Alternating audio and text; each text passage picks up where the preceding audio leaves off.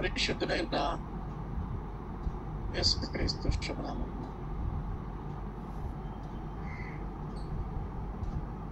ప్రభువునందు నిద్రించిన సోదరుడు విజయన్ ప్రేమ్ కుమార్ గారి యొక్క స్మారక కూటానికి వచ్చినటువంటి ప్రతి ఒక్కరికి కూడా ప్రభు గారి వందనాలు తెలియజేస్తుంది. నాకు ఈ అవకాశాన్ని ఆధిక్యతనిచ్చిన దేవాది దేవునికి మరియు మన మాస్టర్ గారికి బంధువర్గానికి నా వందనాలు తెలియజేస్తుంది. ముందుగా నాకు ప్రేమ్ కుమార్ గారికి ఉన్నటువంటి రిలేషన్, ఆయనతో నాకు ఉన్నటువంటి గురించి చెప్పిన తర్వాత 2 మాటలు వాక్య నుంచి కూడా చెప్తాను. కాబట్టి నాకు ఒక 10 నిమిషాలు సమయం ఇవ్వవలసిందిగా మాస్టర్ గారిని కోరుతున్నాను. నేను ప్రేమ్ కుమార్ గారికి తోటి అల్లుడు, బ్రదర్. నా భార్య డాక్టర్ కమలా షైరా, రిటైర్డ్ ఇంగ్లీష్ లెక్చరర్. ఆమెకు 3 సిస్టర్స్. అందులో ప్రేమ్ కుమార్ గారి భార్య జెమ్మిమా గారు, హ్యాజల్ జెమ్మిమా. వారు దేవచితమైతే 1వ తారీఖు నుంచి జాన్పేటలో హై స్కూల్కి హెడ్మిస్ట్రెస్ అవ్వబోతున్నారు.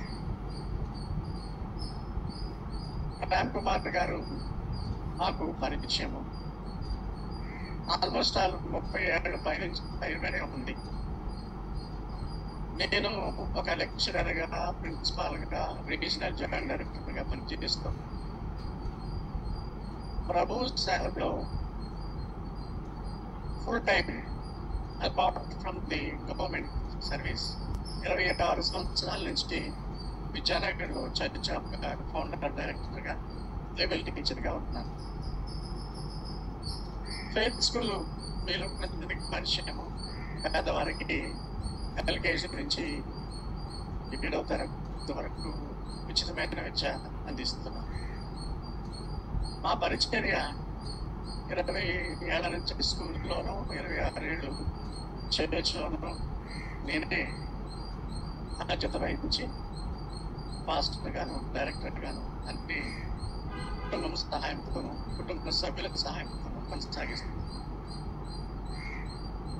మా సేవలో జార్జి గారు, ఇంద్ర జార్జి గారు, ప్రేమ్ కుమార్ గారు తండ్రి. ప్రేమ్ కుమార్ గారు మమ్మల్ని ఎంతో కొత్తగా ఎంకరేజ్ చేశారు. ఆల్రెడీ ఎస్టాబ్లిష్డ్ చర్చెస్ అయితే పర్వాలేదు, కానీ కొత్త సంఘాలకు పెట్టాలి అంటే అందులో సిటీ మధ్యలో పెట్టాలంటే చాలా కష్టం. ఆ బిల్డింగ్స్ కట్టడానికి జార్జి గారి దగ్గర ఉంటే కట్టించారు. ప్రేమ్ కుమార్ గారు చాలా దగ్గరుండి అన్ని చూసుకుంటూ ఉండేవారు. ఆ విధంగా ప్రేమ్ కుమార్ గారి యొక్క కుటుంబానికి స్నేహమే కాకుండా రిలేషన్ ఉన్నది, బంధుత్వం ఉన్నది. మాకు ప్రేమ్ కుమార్ గారి సతీమణి జెమ్మిమా ఆల్మోస్ట్ డిగ్రీలో ఉన్న స్టూడెంట్. BSc చదివేటప్పుడు నేనే అప్లికేషన్ చెప్తూ ఉండేవాడిని. అప్పటికి నేను లెక్చరర్. ఆమె మాకు చాలా ఇష్టపూర్వకమైన వ్యక్తి. ఆమె కూడా చాలా సాధారణంగా ప్రతి వారి యొక్క అవసరంలో పాల్గొనే స్త్రీ. గొప్ప బైబిల్ మేడని చెప్పడానికి నాకేమీ అభ్యంతరం లేదు. ప్రేమ్ కుమార్ తర్వాత బాధ్యతలు కూడా అంతవరకు ఈ చర్చలో ఆమె కనిపిస్తున్నందుకు, మీరు ఆమెకు సహకారిగా ఉంటున్నందుకు మీ అందరికీ కూడా ధన్యవాదాలు తెలియజేస్తున్నాను. లేడీస్ జనరల్గా మరి ముందుకు రారు, కానీ ఈమె చర్య అంటే చాలా ఇష్టపూర్వకంగా గిరియన్స్ IEM చర్చ్లో పాస్టోరల్ వర్క్ ఇవన్నీ కూడా చేయడం అనేది చాలా గొప్ప విషయం. పిల్లలు, మీరు పుట్టిన పిల్లలు అది మేము బోన్ షాంగు, బోన్ బాబు అంటాము. బోన్ మరియు అదేవిధంగా హనీ మా కళ్ళ ముందే పుట్టారు వాళ్ళు. ఇంటికి మేము పెద్దలం. నేను మా యొక్క వారి యొక్క కుటుంబానికి పెద్దోడి. రామ్ కుమార్కి నాకు వయసులో 6-7 సంవత్సరాల పెద్ద ఉంది. నేనే పెద్దోడిని. మా భక్తులు ఏమి జరిగినా మా బిల్డింగ్స్ విజయనగరంలో మీరు చూస్తూ ఉంటారు. చిన్న పెద్దవి ఇక్కడ జరిపిస్తూ ఉంటాం. ఏ కార్యక్రమం జరిగినా మా తల్లిదండ్రులను నేనే సమాధి కార్యక్రమం చేయవలసి వచ్చింది. ఎందుకంటే మా సభ్యులు వారు శానిటోరియం బరియల్ గ్రౌండ్ లో ఈ కార్యక్రమాలన్నీ పర్యవేక్షించింది సోదరు ప్రేమ్ కుమార్. 2019లో నా భార్య సహోదరి చిన్నది మళ్ళీకి వచ్చారని JNMITA నడిపిస్తున్నటువంటి అధినేత ఐజాక్ రాజ్ గారి యొక్క భార్య ఆమె హఠాత్తుగా చిన్నది, చాలా చిన్నది, కోవిడ్లో చనిపోయింది. అప్పుడు ఎవరు కూడా బయటికి వెళ్ళే పరిస్థితి లేదు. వైరస్ విపరీతంగా ఉన్నటువంటి రోజుల్లో రామ్ కుమార్తో పాటు మాకు బంధువు, మాకు ప్రియుడు జయరాజు, మీరు ఇరువురే ఆ యొక్క భూస్థాపన కార్యక్రమాన్ని నిర్వహించాను. భయం లేకుండా ఈవెన్ నేను బయటకు వెళ్ళలేకపోయాను. వయసు రీత్యా కొన్ని హెల్త్ ఇష్యూస్ వల్ల. అలాగే చాలా ధైర్యంగా డాషింగ్గా రామ్ కుమార్ సహాయకుడిగా ఉంటుండేవాడు. దేవుని పరిచర్యతో అందరికీ, మా కుటుంబానికే కాదు అందరి కుటుంబాలు. ఈ విధముగా మాకు ఇదొక హఠాత్ పరిణామంగా మేమంతా కూడా చాలా బాధపడ్డాం. మేము కూడా చిన్నగా మన సర్వీస్ మాకు చేయాలని 4 సిస్టర్స్ జమీమా చాలా ప్రేమ కలిగిన వ్యక్తి. ఇంకా 3 ఉన్నారు. ఒక ఆమె ప్రభు సన్నిధికి చేరింది. సో రామ్ కుమార్ని మామూలు రిలేషన్ అంటకంటే క్లోజ్ రిలేషన్ అంటే చెప్పగలను. ప్రతి విషయం ఆయనకి తెలుసు, ప్రతి బాధ, ప్రతి సంతోషం. ఆ చర్చ్ ఆఫ్ గాడ్ రాజమండ్రిలో వాళ్ళే బిగినింగ్ నుంచి ఎంతో ఎంకరేజ్గా మేము చాలా పరిస్థితుల్లో ఉన్నప్పుడు మేము ప్రేమ్ కుమార్ మాకెంతో తోడ్పాటు అందించాము. సో వారి యొక్క కుటుంబానికి మేము ఎప్పుడు కూడా కృతజ్ఞులు. ఇంచుమించు 26 ఏళ్ల సర్వీస్లో నేను ప్రైమరీ టీచర్గా ఉన్నాను కాబట్టి, ఒక పాస్టర్గా ఉన్నాను కాబట్టి 2-3 వాక్యాలు కూడా చెప్పి మీకు మిమ్మల్ని దైవికంగా ఉత్తేజపరచాలని అనుకుంటున్నాను. ఫాదర్ ఆఫ్ మిషన్స్ అని విలియం కేరీ బైబిల్ని తెలుగులో తర్జుమా చేసినటువంటి ఒక గొప్ప భక్తుడు ఎప్పుడు ఒక మాట చెబుతుండేవాడు. నేను పోయాక నా గురించి మాట్లాడవద్దు, మెమోరియల్ సర్వీస్ లో నా గురించి మాట్లాడవద్దు. అయితే నన్ను రక్షించినటువంటి యేసుక్రీస్తుని కనపరచండి అనే మాట అన్నాడు. ఆయనే దేవుని కొరకు గొప్ప కార్యాలు మీరు చేయండి, దేవుని గురించి గొప్ప కార్యాలు ఆశించండి అన్నాడు.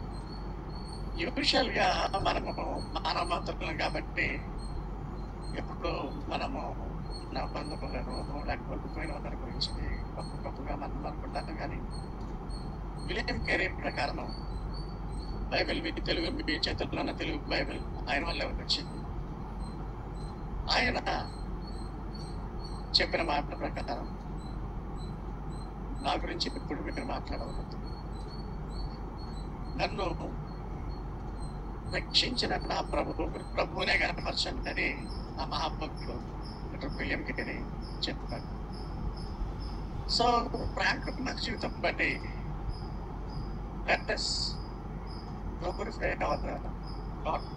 ఆయన మహిమపడతాం.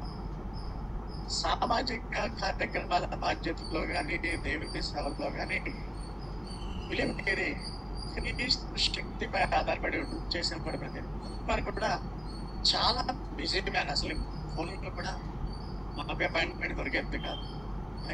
అక్కడికి ఇండియన్స్ లేకపోతే చర్చ్లు సేవ, వేరే చర్చ్లు మాట్లాడటం, ఇట్లా బిజీయెస్ట్ ఆఫ్ ది బిజీ తన లైఫ్ ఉండేది. క్రీస్తు శక్తిని నమ్ముకుని క్రీస్తు బాధ్యతలను నెరవేర్చిన వ్యక్తిగా నేను సంతోషపడుతున్నాను. చాలా ఒక దుఃఖకరమైన సంఘటన కృతజ్ఞత దావీదుకు కలిగింది. 2 సమూయేలు 12వ అధ్యాయంలో 22, 23 మీద చూస్తాను. బెత్షెబాకు పుట్టిన రాజైన దావీదుకు పుట్టిన మొదటి బిడ్డ 7 రోజులకే చనిపోతాయి. 7 days. అంటే 7 రోజులు బిడ్డగా కోసమే రాజైన దావీదుకు వెలపించి దేవుడైన యెహోవాను ఉపవాసంతో మొరపెట్టుకున్నాడు, ప్రార్థించాడు. ఆయన 7వ రోజు చనిపోయాడు. నాకు అది స్టడీ చేస్తున్నప్పుడు అనిపించేది, 7 రోజుల బిడ్డకే భక్తుడైన దావీదు అంతా విలపించేసి ఉపవాసాలు ప్రార్థన చేసి నా బిడ్డను బ్రతికించు విధానంలో సంవత్సరాల బట్టి మన అసోసియేషన్ లో, మన సహచర్యంలో ఉన్నటువంటి భక్తులు పట్టుకోవడం మనకి ఎంత దుఃఖదాయకంగా ఉంటుంది. మరి జన్మేమ నాకు అత్యంత ఆప్తురాలని చెప్పింది. ఆమె ఆల్మోస్ట్ ఆల్ ఎవ్రీడే ఆ బాధను తట్టుకోవడానికి మినిస్ట్రీలో ఎంగేజ్ అయ్యి ప్రార్థిస్తూ ఉండేది. ఆ చనిపోయే సందర్భంలో కూడా ఆమె బావగారు ప్రార్థన చేయండి, ఏం పర్వాలేదమ్మా, రైట్ అని చెప్తూ ఉండేవాడు. కానీ ప్రభు మరి ఆయన కాలం అయిపోయింది కాబట్టి తీసేస్తున్నాడు. దావీదు అంటాడు, వెంటనే ఆ దుఃఖ సాగరం నుంచి బయటకు వచ్చి దావీదు ఉపవాసం మానేసి స్నానం చేసి భోజనం చేస్తూ ఉంటాడు. అప్పటి వరకు భోజనం చేయలేదు కదా. వెంటనే సేవకులు అంటారు, అయ్యా నువ్వు పిలిపిస్తున్నావు కదా, ఇంకా ఏంటి ఇప్పుడు సడన్ గా చేంజ్ అయిపోయావు, మారిపోయావు అని అడిగినప్పుడు, నా కుమారుడు నా దగ్గరికి తిరిగి రాలేడు కదా. 2వ సమూయేలు 12, 22, 23 వచ్చిన రెఫరెన్స్ కావాలంటే అది చాలా చదవగలదు. అతని దగ్గర ఉండదు.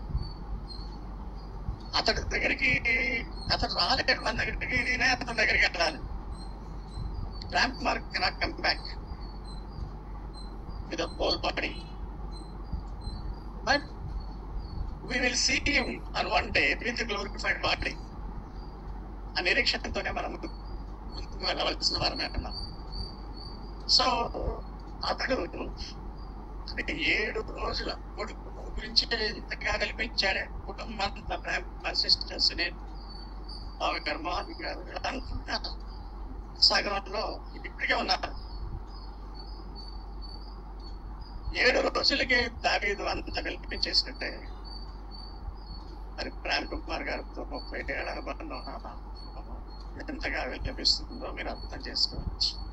అతని దగ్గరికి నేనే వెళ్ళాలి అంటే అర్థం ఏంటంటే, he has to hope that one day he will be going to heaven. David to see his son. ఎందుకే సన్ పెద్దోడు అవ్వలేదు. మొదటి కొడుకు చచ్చిపోయాడు, 2వ కొడుకు సొలొమోను రాజు. ఆ సొలొమోను రాజుని దగ్గరికి పిలిచి కొంచెం వ్యక్తమైతే చేయాలి. మొదటి రాజులు 2:1-3 నేను చదువుకుంటాను. దుఃఖకరమైనటువంటి అంటే ఇంకా మరణకరమైపోయేటువంటి పరిస్థితులు వచ్చినప్పుడు సొలొమోను అత్యధికంగా ప్రేమిస్తాడు. అవి రెండవ కుమారుడు. మొదటి కుమారుడు గురించి చెప్పాను. రెండవ కుమారుడు దావీదు మరణకాలం సమీపించగానే అతడు తన కుమారుడైన సొలొమోనుతో యోగ్యంగా చెప్పాడు. అదేంటంటే లోకులు నరులు పోవలసిన మార్గము నేను పోతున్నాను, కాబట్టి నువ్వు ధైర్యం తెచ్చుకుని మోషే కట్టడలు దేవుని మార్గంలో నివసించు. నరులు పోవు మార్గం నేను పోతున్నానని దావీదు రాజు మరణకాల సమయంలో అలాగన్నారు. నరులు పోవు మార్గం అంటే నరులు పోవు దారి అంటే మీకు చాలా అనుమానం రావచ్చు. మిగతా నరులకి మనకి తేడా ఏంటంటే మనం we are believers, we are sincere believers to the Christ. మిగతా నరులకు సంభవించినట్లుగానే మనం సంభవిస్తుంది. మనకి మిగతా నరులు వెళ్ళే ప్రదేశము వాళ్ళ విశ్వాసం ఆధారపడి ఉంటుంది.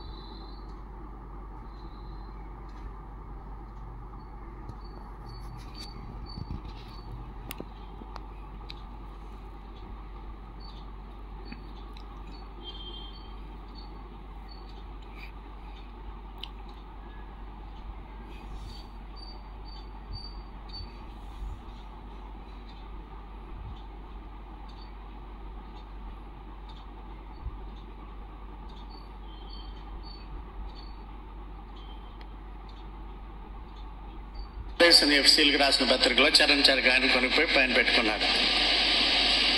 నేడు నీవు నాతో పాటు పరదేశంలో ఉందువు. That is the guarantee that Jesus has given to us. పరదేశంలోకి హెవెన్లోకి వెళ్ళాలి అంటే యేసునందు నమ్మకం ఉంచి ఆయన దగ్గర పశ్చాత్తాపడాలి పాపాలకి. So my dear friends, all people who have died in Christ, క్రీస్తునందు మృతులైన వారు మొదట లేతురు. తెస్సలోనికీయులకు రాసిన మొదటి పత్రిక 4:16-18 వరకు. ఆయన తిరిగి వచ్చినప్పుడు క్రీస్తునందు మృతులైన వారు మొదట లేస్తారు. ఫస్ట్ ప్రిఫరెన్స్ వాడు. మనము బతుకుంటే ట్రాన్స్ఫర్మేషన్ అవుతాం, మార్పిడి అవుతాం. అందువల్ల మీరు మృతుల గురించి మీరు బాధపడవద్దు. కనుక ఒకరినొకరు ఆదరించుకోండి. దీన్ని ఆదరణ కూటం అంటే చాలా బెటర్. ఆదరణ ఆదరణ కూటం, కుటుంబానికి ఒక ఆదరణకరమైన మాటలు. కనుక ప్రియులారా, యేసు ప్రభు మధ్యాకాశమునకు తిరిగి వచ్చే వరకు కూడా all souls will be in paradise, resting place. ఆయన మధ్యాకాశానికి వచ్చినప్పుడు ఆ సోల్స్ అన్నీ కూడా they will be getting life. మళ్ళీ ఆత్మ వచ్చేస్తుంది, మళ్ళీ బాడీ వస్తుంది. కానీ ఈ బాడీ రాదు. This body will decay in the earth. మరి ప్రేమ్ కుమార్ మహిమాన్వితుడై ఆయన యేసుతో పాటు తిరిగి రావడం మనం చూస్తాం. మనమంతా కూడా ఎత్తపడతాం. సో ఇంచుమించు ఒక 15 years నుంచి నేను రీసెర్చ్ చేశాను దీని మీద. ఒక బుక్ కూడా ప్రింట్ చేశాను. So what I understand is all believers will be saved, all irrespective of denominations, and they are the members of the body in the church, the body of Christ.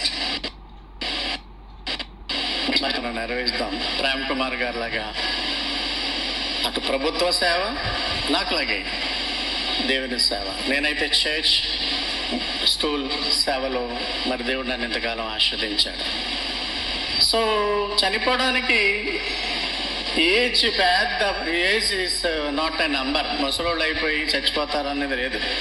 దావీదు రాజుకు హెప్సిబాకు పుట్టినటువంటి మొదటి కొడుకు విలపించేశాడని చెప్పాను కదా, ఉపవాసం ఉన్నాడని చెప్పాను కదా. He died in 7 days. బాలురుగా చనిపోవచ్చు, యవనస్తులుగా చనిపోవచ్చు, రిటైర్మెంట్ అయ్యే వరకు ఉండొచ్చు, రిటైర్మెంట్ కాకుండా ఉండొచ్చు, యాక్సిడెంట్లో పోవచ్చు, జబ్బులు రావచ్చు. But you should be ready to face Jesus Christ.